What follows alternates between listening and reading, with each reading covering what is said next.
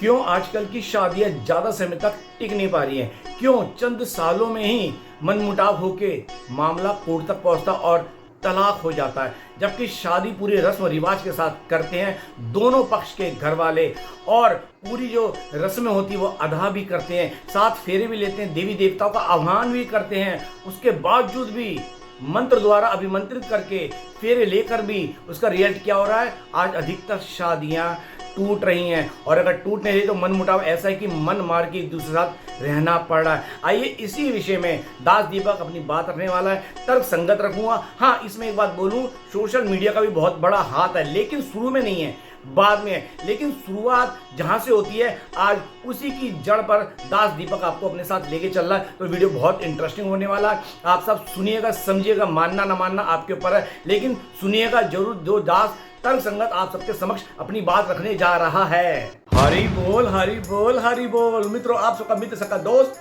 मस्त दीपक, बिंदास दीपक, श्री हरि का दास दीपक एक बार फिर हाजिर है अपने इस आध्यात्मिक यूट्यूब चैनल श्री हरि का दास दीपक पर। और आज का वीडियो बहुत इंटरेस्टिंग होने वाला है, इसलिए भक्ति मार्ग में जो भी इस दास को आज पहली बार सुन रहा है, अभी से दास के इस चैनल को रेड वाला सब्सक्राइब करके बेल आइकन ऑल वीडियो का टिंग टोंग दबा देना, ताकि भक्ति मार्ग पर आप मेरे साथ चकाचक घर बैठे अपडेट रहें। तो मित्रों, स्वागत है आप सबका दास की इस आध्यात्मिक पाठशाला में। और आज बात करेंगे आजकल की शादी अधिक समय तक क्यों नहीं चल पा रही है, क्यों नहीं टिक पा रही है, और क्यों उनमें इतनी जल्दी जल्दी तलाक हो रहे हैं, जो कि तलाक हमारे में है ही नहीं। हिंदू समाज में तलाक नाम का कोई शब्द ही नहीं है, डाइवोर्स नाम का कोई शब्द नहीं है। हमारे वेद पुराण शास्त्रों में शादी 7 जन्मों का बंधन बताया, ना कि ये बताया कि शादी के बाद आप अलग हो सकते हो, क्योंकि मंत्र द्वारा इसे बांध दिया, उसे तोड़ा नहीं जा सकता। तो आइए, विषय बहुत इंटरेस्टिंग होने वाला है। तो सबसे पहले करते हैं शादी की रात से शुरुआत करते हैं। शादी की रात, यही सबसे बड़ी गलती है कि शादी कभी रात में नहीं होनी चाहिए। ये शादियां पहले दिन में होती थी हमारी सनातन संस्कृति के अनुसार, लेकिन जब वो आक्रांता मुगल आए थे, जो हिंदू बहन बेटियों को उठा लेते थे, उनकी इज्जत आबरू के साथ खेलते थे, उनके डर से फिर शादी का ये निर्णय किया कि रात को छुपकर शादी की जाएगी।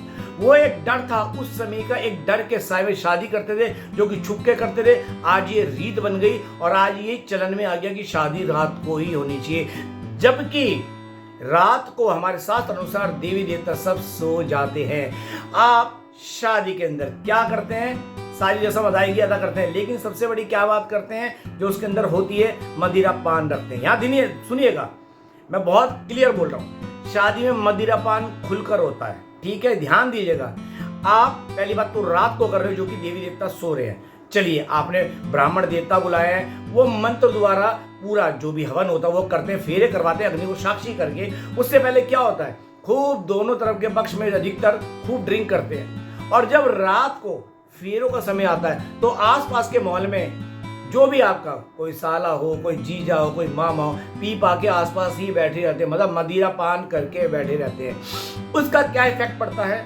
जब पंडित जी मंत्र पढ़ते हैं शादी के फेरों के लिए, अग्निदेव को साक्षी मानते हैं, देवी देवताओं को मंत्र द्वारा आह्वान करते हैं, यकीन मानना कोई देवी देवता नहीं आता। एक तो रात है, दूसरा आप नशा करके बैठे हो, शुद्ध वातावरण ही नहीं है, इतनी नेगेटिव होता है। कभी आपके घर में नेगेटिव होते हैं, अभी आपके घर में पितृ पक्ष चल रहा है, आप श्राद्ध भी करेंगे तो शुद्ध वातावरण में करेंगे, श्राद्ध भी करेंगे तो शुद्ध वातावरण में करेंगे। और इस श्राद्ध के लिए भी मेरे से किसी ने कहा था ये अशुद्ध दिन होते, नहीं। श्राद्ध आपने 16 दिनों के लिए अपने पितरों को अर्पण कर रहे हो, उनको भोजन दे रहे हो, तो ये अशुद्ध नहीं है। उनके प्रति आपका प्रेम है, उनके प्रति आपकी श्रद्धा है, आप अपने पितरों को रिस्पेक्ट दे रहे हो, ठीक है? ठीक है, इन दिनों शुभ कार्य नहीं होते, लेकिन पितर होना, जो हमारे पितर हम उनको इज्जत देते हैं, सम्मान देते हैं, तो ये अशुद्ध नहीं है। तो जब पितर भी अशुद्ध जगह नहीं आके तर्पण करते, तो आप देवी देवताओं का आह्वान कर रहे हो। ब्राह्मण देवता जब देवी देवता का आह्वान कर रहे हैं, वो देवी देवता नहीं आते, क्योंकि आसपास माहौल सारा नेगेटिव है, अधिकतर पिए बैठे होते हैं, और अधिकतर वहां कई साइड में सुट्टा सूट रहे होते हैं। सुट्टा मतलब बीड़ी सिगरेट पी रहे होते हैं। आपको पता होना चाहिए, सिगरेट का जो तंबाकू होता है, मैंने एक वीडियो बनाया था, ये तंबाकू गौ माता के रक्त से बना। जो भी सिगरेट किसी प्रकार का तंबाकू का सेवन करता है किसी भी रूप में, उसे गौ माता हत्या समान वध का अपराध लगता है, गौ माता की हत्या का अपराध लगता है। तो पूरा जो एनवायरमेंट होता है वो बहुत नेगेटिव होता है। शादी के समय फिर क्या होता है? जब आप फेरे करने के लिए मंत्र द्वारा जब अग्निदेव को साक्षी मानते क्या करते हो?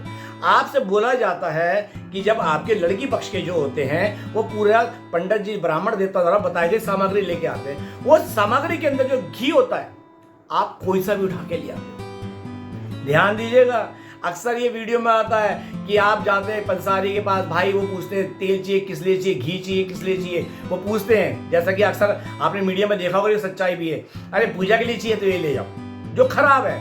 जबकि पूजा के लिए बिल्कुल शुद्ध घी होना चाहिए, वो भी गाय का, क्योंकि सारा पूजा पाठ का जो अर्पण होता है, जो आपका दीप ज्योत करते हो, शुद्ध माहौल के अंदर पॉजिटिव वाइब्रेशन देती है। और आपकी सोच कितनी नेगेटिव है कि आपने उसमें कैसा भी चलना चलाने वाला टाइम पास घी डाल दिया, तेल डाल दिया, जो भी खुद में अपने आप में खत्म हो चुका, डेड है, और आप भगवान को उससे ज्योत प्रचलित कर रहे हैं। ये घरों का आज का किस्सा है।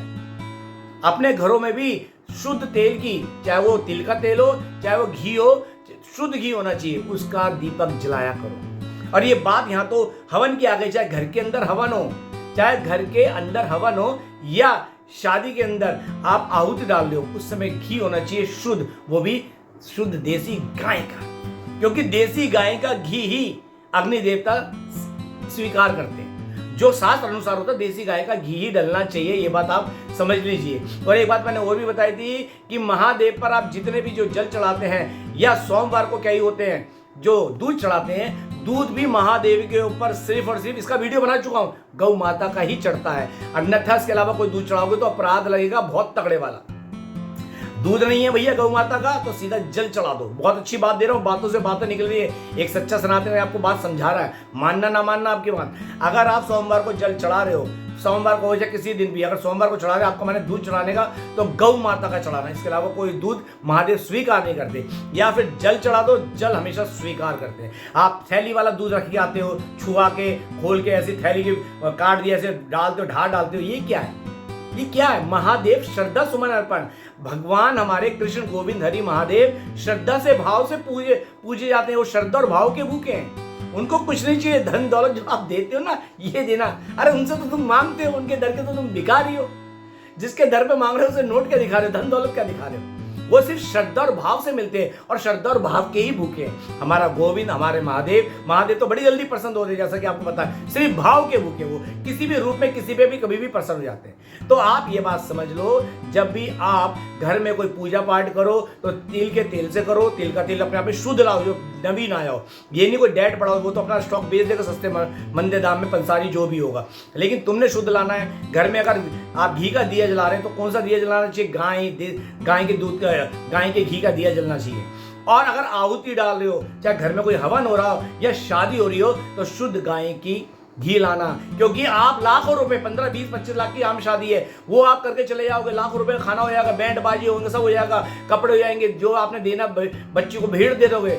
लेकिन जिससे द्वारा, मंत्र द्वारा ये शादी बांधी जाएगी, मंत्र द्वारा वो जो उनको एक पवित्र सूत्र बंधन में बांधा जाएगा, अगर वही शुद्ध भाव में नहीं होगा तो शादी खराब होनी है, जैसा कि हो रही है। शादी के समय सामग्री बिल्कुल शुद्ध होनी चाहिए। इसके बाद आता ब्राह्मण देवता। देखिए हमारे, मैं नहीं बोलता, मैं ब्राह्मणों की संत समाज की बहुत इज्जत करता हूँ, और मैं राजेंद्र राज जी, प्रेमानंद बाबा, मलुक पीठाधीश्वर जो है राजेंद्र राज जी, विनोद बाबा, अपने प्रेमानंद बाबा, देवदास जी, मैं सबको सुनता। मेरे दिल में ब्राह्मणों के प्रति बहुत भाव है, क्योंकि एक संतों ने उन्होंने बोला है कि जो ब्राह्मण गुटखा तंबाकू खाता है उसे अपने आप में अपराध लगता है, शुद्ध भाव में नहीं होता। अगर आपके घर में पितर भी पूजे जा रहे हैं तो उनको बुलाओ जो गुटखा तंबाकू ना खाता हो, ब्राह्मण जो कर्म से ब्राह्मण हो, जिन्हें उधारी हो, सुबह शाम का गायत्री पाठ करता हो, नियम फॉलो करता हो, इनको अधिकार है श्राद्ध खाने का, और इन्हीं को अधिकार है कर्मकांड पूजा पाठ करने का। तो आपने वहां उन ब्राह्मण को बुलाओ जो शुद्ध आचरण वाले हैं, जो वाकई सुबह शाम के गायत्री जब तक करने वाले हैं और बिल्कुल अपने शुद्ध आचरण में रहते, ऐसे ब्राह्मण हो गए। क्योंकि जो गुटखा तंबाकू खाएगा कभी शुद्ध भाव में मंत्र नहीं बोलेगा, शुद्ध भाव में कभी मंत्र नहीं बोलेगा, क्योंकि जिसके जवान पे गुटखा है, गौ माता का जो उसमें अपराध लगा, वो कभी शुद्ध आचरण में हो ही नहीं सकता। इस बात को आप गौर कर लो। मैं सब कुछ मैंने अध्ययन किया, तब मैं आपके समक्ष आके ये बात रख रहा हूं। मैं ब्राह्मणों के प्रति बहुत आदर भाव रखता हूं, मेरे हर वीडियो में सम्मान है, और उन्हीं से बोलता हूं कि ये अगर ब्राह्मण हो तो हमारे सारे रस्म क्रिया जो मंत्र द्वारा कोई हो नहीं सकता। इसलिए दूसरे वाले मत वाले, दूसरे वाले मजहबी लोग हमारे ब्राह्मणों को ही नाश करने में लगे हैं कि इनका रीढ़ की हड्डी ब्राह्मण है, जो वेद पुराण के ज्ञाता होते, इन्हीं को खत्म करो। इसलिए अधिकतर हमारे ब्राह्मणी बहन बेटियों को ज्यादा से ज्यादा ये लोग अपने कब्जे में कर लेते हैं, समझे। इनका ब्रेन वॉश करते हैं ताकि इनके घर से जो, क्योंकि बिटिया द्वारा आगे कुल बढ़ता, कुल इनका आगे ना बढ़े। ये बात मैं आपको समझा रहा हूं। इसलिए ब्राह्मण महिला, ब्राह्मण बेटियों को बोलूंगा, इन लोगों से दूर रहो, अपने सनातन संस्कृति में रहो। और सब बहन बेटियों को बोलूंगा, अपनी सनातन संस्कृति में ही शादी करो। हालांकि संसार की हर बहन बेटी की इज्जत है, चाहे वो किसी संप्रदाय, मत का हो, पंथ का हो, मजहब का हो, भगवान सबकी रक्षा करे। लेकिन एक सनातनी होने के नाते ये बात मैं बता रहा हूं कि हमारे टारगेट किया जाता है हमारे ब्राह्मणों को, उनकी बेटियों को, ठीक है, ताकि ये बीज ही खत्म कर दे। तो खैर, ये तो जिसका रखवाला गोविंद है उसका कोई नाश नहीं कर सकता। सनातन धर्म का कोई नाश करने वाला ब्रह्मांड में पैदा नहीं होता। सनातन मतलब श्री कृष्ण, उनका नाश हो नहीं सकता। जो था, है और रहेगा वो हमारा श्री कृष्ण है, समझे। हमारे बाद भी जो है वो श्री कृष्ण है, हमसे पहले भी हमारे श्री कृष्ण है, समझे। जिससे पूरी कायनात विद्यमान, जो कायनात के कण कण में विद्यमान है, सृष्टि के कण कण में विद्यमान है, वो हमारे श्री कृष्ण है। तो ब्राह्मणों का, ब्रह्मांड का और सनातन धर्म का कभी अंत हो ही नहीं सकता।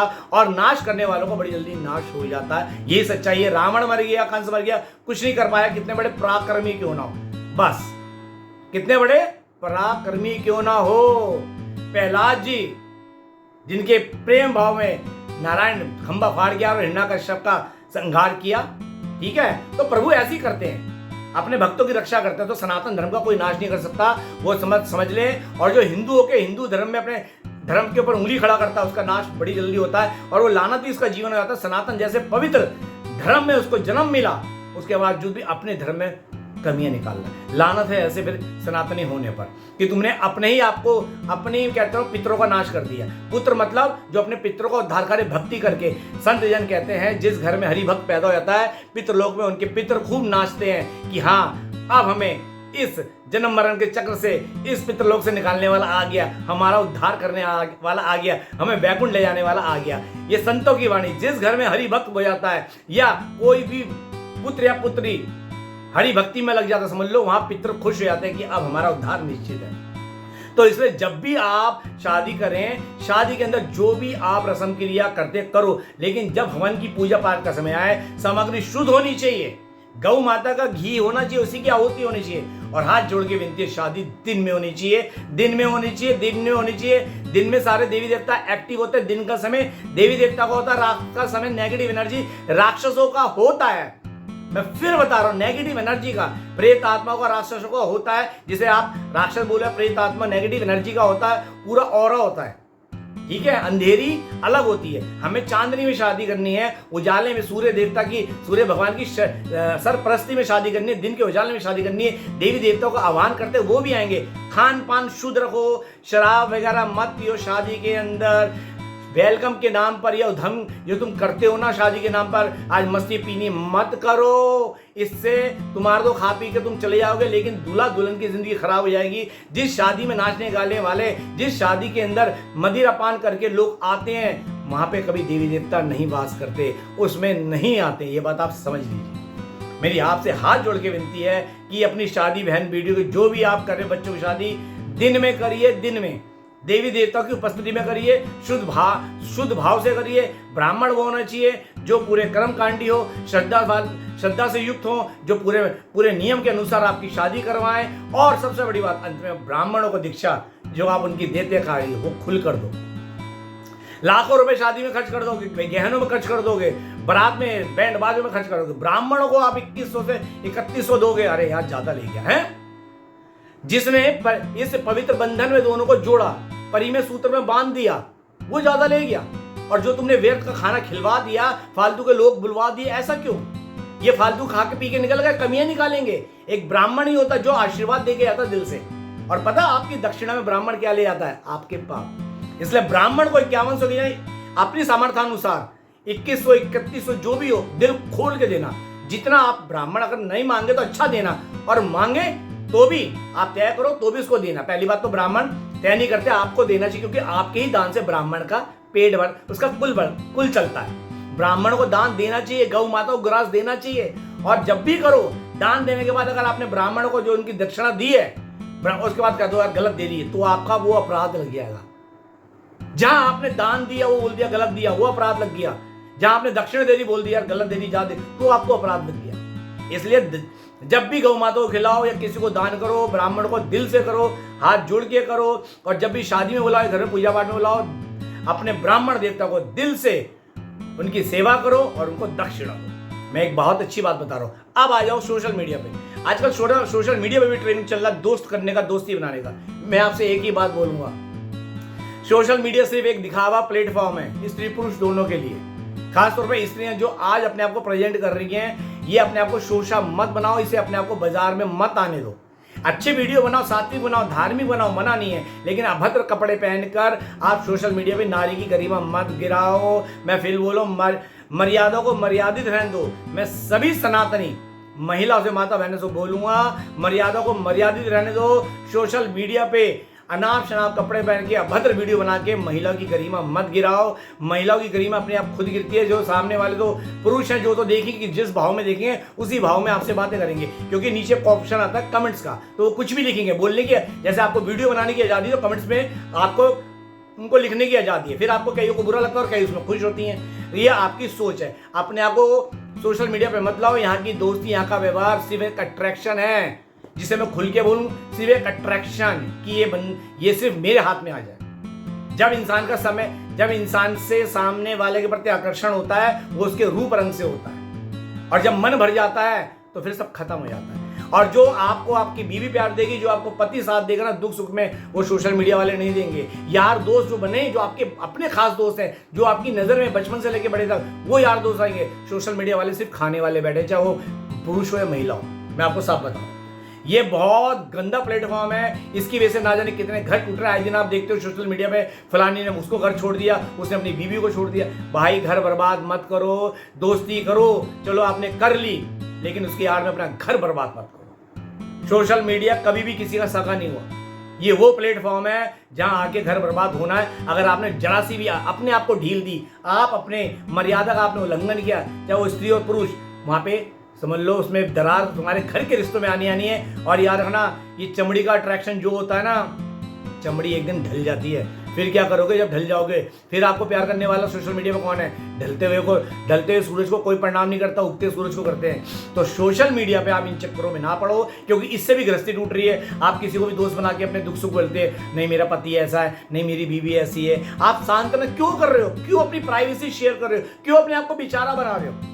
क्यों बेचारा बना रहे हो? आपको पति का मैटर, पति आपको प्यार करता, आपका अपना है ना, तो आपका मन मुटाव है, आप मिलकर दूर करो। सोशल मीडिया पे मत गाओ। बीवी आपको खाना देती है, मन मुटाव है, तो बीवी की कमियां बाहर मत बताओ। कमियों सब में होती हैं। अगर आपने रिश्ता चलाना है तो बीवी के अंदर ही कमी भुलाकर उसको प्यार दो। और आपने अगर रिश्ता और प्यार, दोनों को तरफ से बोलना, आपने प्यार की दोनों को पहिए पे चलना है, तो बीवी को भी बोलना चाहिए पति की कमियां निकालने से बजाय, बल्कि उनको उनकी अच्छाइयों ने बताओ। हमें जैसी दृष्टि होगी वैसी सृष्टि होगी।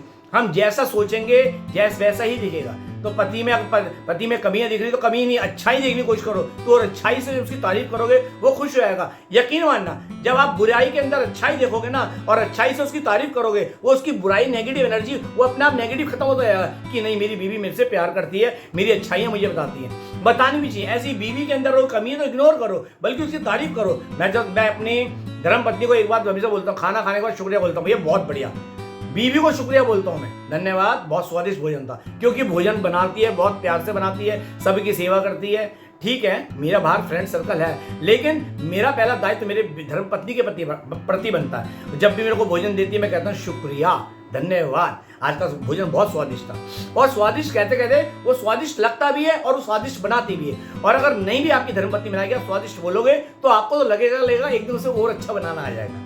ये आपके ऊपर है कि आप अपनी लाइफ पार्टनर को कैसे अटेंड करते हो, नेगेटिव या पॉजिटिव। तो मैंने जो बात बताई, उम्मीद करता हूं आपको समझ आई होगी, आप अमल करेंगे। करना, शादी के समय शुद्ध भाव में रहना, दिन में करना, ब्राह्मण शुद्ध भाव को बुलाना, जो सुबह शाम की गायत्री हो, जो गुटखा तंबाकू सेवन ना करते हो, जो शुद्ध भाव से आपके मंत्र जपें। माहौल में जो आपका शादी का एनवायरमेंट में, वहां पे कोई शराबी नहीं होना चाहिए। फिर देवी देवता नहीं आएंगे, जब नहीं आएंगे उनकी उपस्थिति में ही आपका मंत्र से आपको बांधा जाता। जब देवी देवता नहीं होंगे, इसलिए आपकी शादी नहीं हो पाती, क्योंकि देवी देवता उपस्थित नहीं थे। जब आपके देवी देवता ही उपस्थित नहीं है, रात को शादी में देवी देवता कहते हैं लेकिन उपस्थित नहीं है। ब्राह्मण देवता बोलते हैं हाँ हो गए, लेकिन मैं बोलता हूं, जब देवी देवता, मैंने सुना है, मेरा अपना मानना है, जब देवी देवता रात को सोते हैं वो आते ही नहीं है, रात का जो पहर देवी देवता को है नहीं, तो वो कैसे आ सकते हैं? तो इसलिए शादी टूट रही है, क्योंकि मंत्र पूर्ण रूप से देवी देवता की उपस्थिति में गाए नहीं जा रहे। और मंत्र पूर्ण उसी उपस्थिति में गाए जाते हैं जब देवी देवता होते हैं वो दिन में। अक्सर आपके आसपास पता होगा कितने तलाक हो रहे हैं, मन मुटाव हो रहे हैं, घरों में कलेश हो रहे हैं, सिर्फ यही है क्योंकि मंत्र शुद्ध नहीं हो रहे। शादियों में मंत्र शुद्ध कराने हैं तो दिन में करवाओ, शुद्ध सामग्री के साथ कराओ, और गाय के घी की ही आहुति डालो, चाहे वो घर में हवन हो, चाहे वो आपके शादी का हो, या आपके घर में किसी की मृत्यु जाती है, वहां भी गाय का ही घी डलवाना, ये याद रखना। दो मित्रों, उम्मीद करता हूं दास की बात अच्छी लगी होगी, समझ आई होगी। मैं ऐसे अच्छे वीडियो बनाता रहता हूं, किस लिए? क्योंकि भगवान मुझे प्रेरित करते हैं आप सबके लिए। आप पसंद करो ठीक, ना करो तो ठीक। दास का काम है अपनी अच्छाई, अपनी द्वारा अच्छाई जो बांट सकूं संसार में बांटना, और मैं बांटता रहूंगा। मुझे सुनने वाले चाहे 2 हों, चाहे 200, 2 लाख, जो भी सुने उनका धन्यवाद। बस ये कहूंगा, दास के वीडियो अच्छे लगे तो शेयर करना, ताकि औरों को भी दिशा मिले। तो चलिए मिलते हैं अगले वीडियो में, तब तक के लिए जय जय श्री राधे। राधे राधे ब्रज वास, राधे राधे श्याम, सीताराम, हरि बोल।